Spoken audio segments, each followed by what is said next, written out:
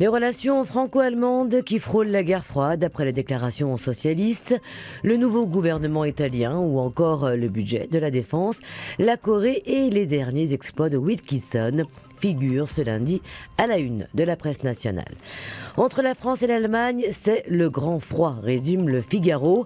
Le texte du Parti socialiste dénonçant l'intransigeance égoïste d'Angela Merkel accentue la défiance de Berlin à l'égard de Paris, assure le quotidien.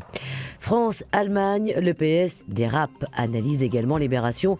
Et aujourd'hui, le gouvernement tente d'éteindre l'incendie, poursuit le journal.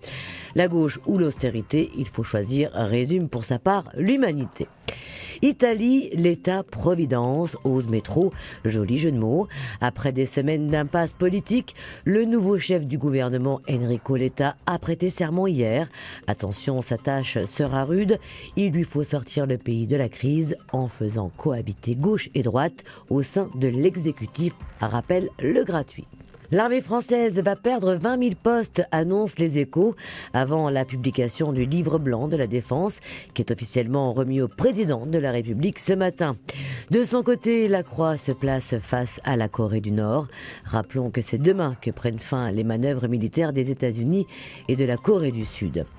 Oui, certains radars sont des pièges, affirme Aujourd'hui en France, qui publie la carte de 72 appareils pointés du doigt par une association d'automobilistes. D'après son enquête auprès de dizaines de milliers de conducteurs, l'efficacité de certains de ces radars sur la sécurité est loin d'être évidente. Un scandale.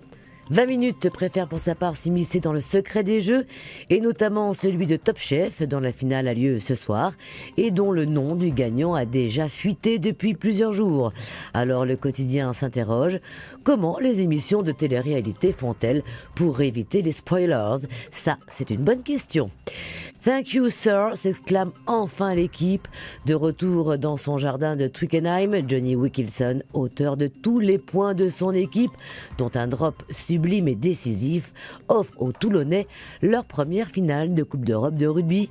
Ils y affronteront Clermont le 18 mai à Dublin. L'image du jour, pour conclure, est celle de Cécile Kyenge, première ministre noire d'Italie. C'est historique. Ce médecin d'origine congolaise a été nommé à l'intégration sous le tout nouveau gouvernement Letta. On ne pouvait pas ne pas en parler. Très belle journée et à demain.